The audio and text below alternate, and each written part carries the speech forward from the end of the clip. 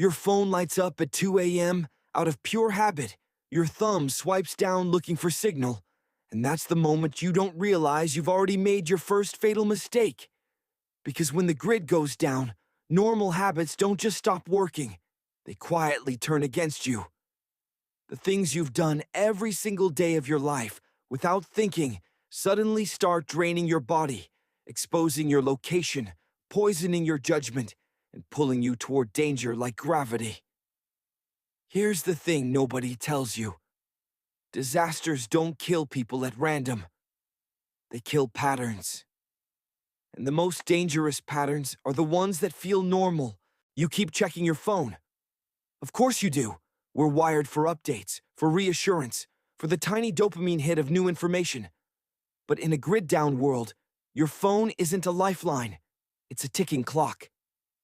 Lithium batteries don't care about hope. Every refresh burns energy. Every app you open heats components. Physics doesn't negotiate. When power stations fail, cell towers run on backup generators that die fast, and once they're gone, your phone becomes a glass brick that still consumes power just sitting there. The biology part is worse. Your brain, under stress, craves certainty, and you feed it by checking the screen again and again. That habit accelerates battery loss and psychological exhaustion at the same time. The people who survive treat their phone like oxygen in a sealed room, short, deliberate breaths only, then darkness.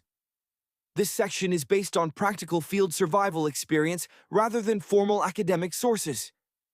Then, there's the habit of using light to feel safe. Flipping switches, turning on flashlights, lighting candles. It's comfort, not logic. Humans fear darkness because predators once owned the night. But in a blackout, light is a broadcast. A single candle in a window can be seen from hundreds of meters away once cities go dark, and your eyes adjust faster than you think. Anyone desperate, armed, or just curious now has a beacon pointing straight at you. On the science side, the human eye can detect contrast far better than detail in low light, which means even weak illumination stands out like a wound. Survivors learn to live in shadow, to let their pupils widen, to move slowly and trust their hands more than their eyes. Darkness stops being fear. It becomes armor. You ration food wrong, because modern life taught you to eat on schedule, not on need. Breakfast, lunch, dinner. Structure feels like control. But digestion is energy intensive. Every time you eat, blood diverts to your gut, body heat rises, and thirst increases. In a crisis, that means burning calories faster and dehydrating sooner. Survival science and military field manuals agree on this point. When resources are uncertain, you eat smaller amounts, less frequently, prioritizing hydration and electrolytes over fullness. Hunger is uncomfortable, but it sharpens focus. Dehydration dulls thinking, slows reaction time, and kills quietly. People who cling to normal meal routines run out of supplies days earlier than they expect, and by then, their bodies are already compromised. Another deadly habit is assuming water will always be safe if it looks clear. We've been conditioned to trust taps, bottles, and convenience. When the grid fails, water treatment plants lose pressure, filtration, and chemical dosing. Backflow contamination becomes common. Clear water can still carry bacteria, viruses, and parasites that your immune system can't fight under stress. Biology doesn't care how clean something looks. Pathogens only need a few hours of diarrhea and vomiting to push a weakened body into collapse. Survivors boil, filter, or chemically treat every drop, even when it feels paranoid. Especially when it feels paranoid. This section is based on practical field survival experience rather than formal academic sources. You also make noise without realizing it. Doors slam, objects clatter, voices carry. In normal life, sound is background. In a silent city, it's a flare. Acoustics change when traffic stops and machines shut down.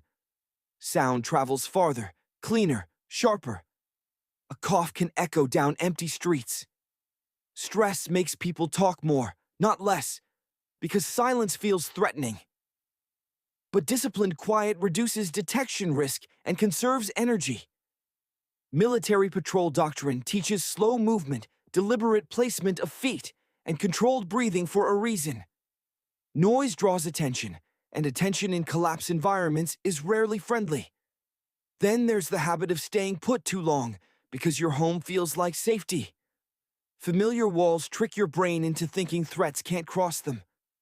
But buildings are systems, not shelters. Without power, elevators trap people, stairwells become choke points, and sanitation degrades fast. Carbon monoxide from improvised cooking kills families who never heard a sound or smelled a thing. Mold blooms, waste accumulates. The insight survivors learn is brutal but freeing. Safety isn't a place, it's a condition. Sometimes staying is smart. Sometimes leaving early is the only winning move. The danger comes from deciding too late because comfort delayed action. You trust strangers the way you always have because cooperation built civilization. That instinct doesn't vanish in collapse, it misfires. Under scarcity, psychology shifts. The prefrontal cortex, responsible for long-term planning and empathy, loses priority to the limbic system. Fear, hunger, and threat perception take over.